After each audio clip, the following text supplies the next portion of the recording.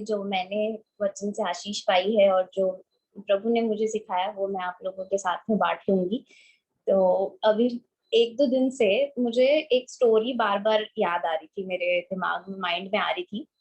तो एक दिन जब फर्स्ट टाइम आई तो ऐसे उतना मैंने उस पे विचार नहीं किया और ऐसे ही आके चली गई वो। लेकिन आज फिर जब वो मुझे वो स्टोरी याद आई, तो जब मैंने उस पे विचार किया तो उस टाइम मुझे कौन-कौन से वचन याद आए और मैं किन चीज़ों से रिलेट करने पाई वो मैं रखूँगी।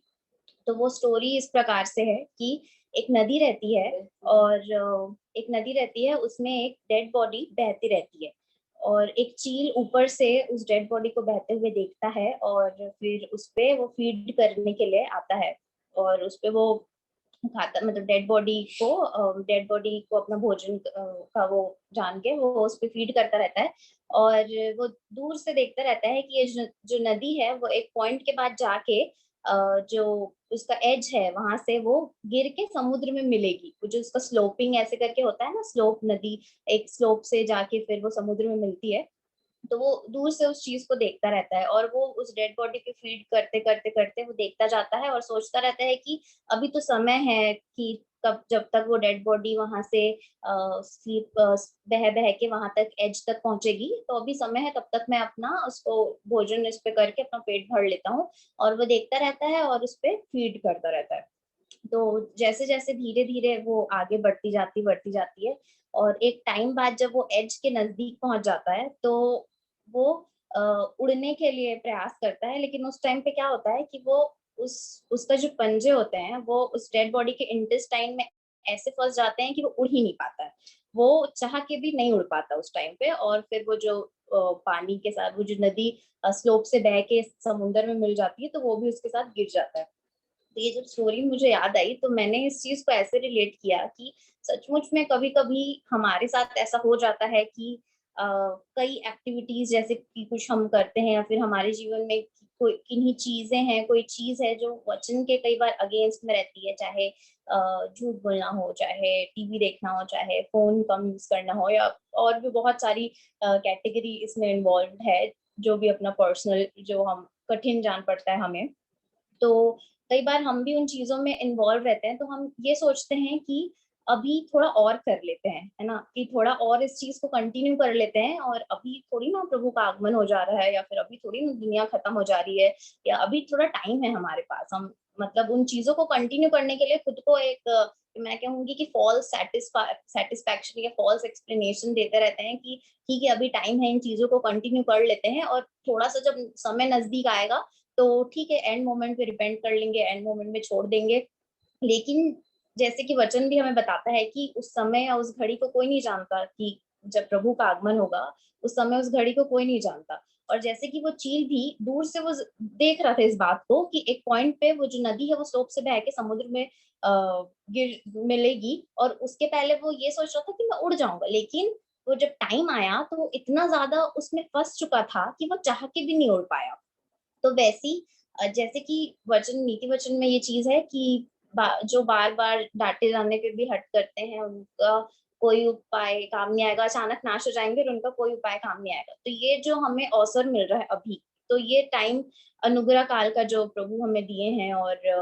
ये टाइम ही है कि पूरी रीति से मन फिरा के और प्रभु के पास वापस जाने का। और जो भी जैसो भी कमी है, गलती है, कोई परफेक्ट नहीं होता, लेकिन व्हाट मैटर्स इज कि हम प्रभु के पास जो भी हम अपनी दशा है उसे खोल के रख दें और प्रे करें और प्रभु सच में हमको फिर उन चीजों से निकाल लेते हैं, क्योंकि वचन भी बताता है कि उनकी जो सामर्थ्य है वो हमारी निर्बलता में सिद्ध होती है। तो मुझे ये वचन याद आया और हमको कहना चाहिए कि एक फॉल्स सेटिस्फैक्शन खुद को नहीं देना चाहिए, क्योंकि कहीं ऐसा ना हो जाए फिर कि हम जानते सब हैं, हम भी जानते हैं कि ये चीज हम ये कर रहे हैं,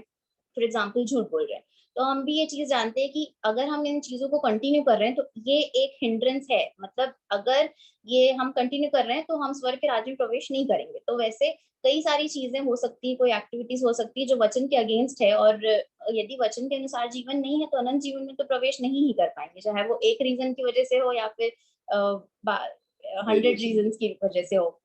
तो एक रीजन भी काफी है हमको उस अनंत जीवन से दूर करने के लिए। और हम यही सोचेंगे कि एंड मोमेंट में हम ठीक है, अभी तो बहुत टाइम है, एंड मोमेंट में हम इन चीजों को छोड़ देंगे तो कहीं ऐसा ना हो जाए, क्योंकि हम तो नहीं जानते कि कब हमारा प्राण चला जाए या कब प्रभु का आगमन हो जाए। ऐसे इन अ ब्लिंक ऑफ एन आई, एक पल में कुछ भी हो सकता है। हम इस चीज के लिए कुछ कह नहीं सकते। और जैसे भैया भी, रुपेश भैया जब वचन रख रहे थे तो वो भी बता रहे थे कि सदोम और अमोरा जो है वो ये संसार का प्रतिरूप ही है। तो अभी तो बहुत ही ज्यादा कम टाइम बच गया है ना, कि हम जितना हो सके इन चीजों से, संसारिक चीजों से, वस्तुओं से, और जो कुछ भी है जो हमको उस अनंत जीवन में जाने से एक बाधा का काम कर सकती है, रोक सकती है, उन चीजों से जितना हो सके हमें सिर्फ भागना है। अब टाइम बहुत ही कम रह गया और इतना ज्यादा प्रभु ने हम पे दया अनुग्रह करके हमें ये मौका दिया है। और प्रेजेंटली मैं इस सिचुएशन से इससे रिलेट कर, मतलब एक प्रेजेंट सिचुएशन से जब मैं स्टोरी रिलेट कर पाई तो मुझे तभी ये स्टोरी हिट कर गई कि अभी जैसे हम लोग का असाइनमेंट सबमिशन का काम है, और हम लोग का जैसे ऑनलाइन क्लासेस चल रही है, हमारा कॉलेज अभी रीओपन नहीं हो रहा, तो मिड टर्म का जो इवेल्युएशन है वो रिटन ना होके प्रोजेक्ट और रिसर्च पेपर्स हमें लिखने पड़ते हैं, तो उससे है। तो हमें टॉपिक्स, हमारे डेडलाइन है 30 अक्टूबर, और हमें टॉपिक्स अभी 2 वीक पहले ही मिल गए। लेकिन मेरे साथ हर बार ऐसा होता है कि मैं सोचती हूँ कि अभी तो टाइम है, मतलब डेडलाइन थोड़ा नजदीक आए तब फिर मैं बनाना शुरू करूंगी। अभी 30 अक्टूबर है, मतलब 1 अक्टूबर से चालू करूंगी या 15 अक्टूबर से चालू करूंगी। और हर बार मेरे साथ ये होता है कि पापा फिर जब आखिरी के 2 दिन बचते हैं तो फिर सब चीजें साइड में, खाना वाना रूटीन सब साइड में, सिर्फ लैपटॉप सामने और कंटिन्यूएशन में उसमें काम करना, दिन रात कुछ नहीं उस टाइम सोचता, क्योंकि डेडलाइन के पहले कंप्लीट तो करना ही है, वरना फिर मार्क्स और क्योंकि बैक तो फेल नहीं होना है, तो ऑब्वियसली वो उतना प्रेशर आ जाता है उस टाइम पे। पापा मुझे हमेशा उस टाइम पे ये चीज बोलते हैं कि तू जब प्यास लगती है तभी कुआं खोदती है, तेरे को मतलब पहले से पता रहता है लेकिन फिर भी तुम नहीं करती हो। तो वो जब वो स्टोरी मेरे दिमाग में आई तो मैं उसको इस सिचुएशन से रिलेट करने पाई कि सच में हम कई बार सोचते हैं कि बहुत टाइम है, इन चीजों को हम बाद में छोड़ देंगे, अभी कौन सा ये हो रहा है। लेकिन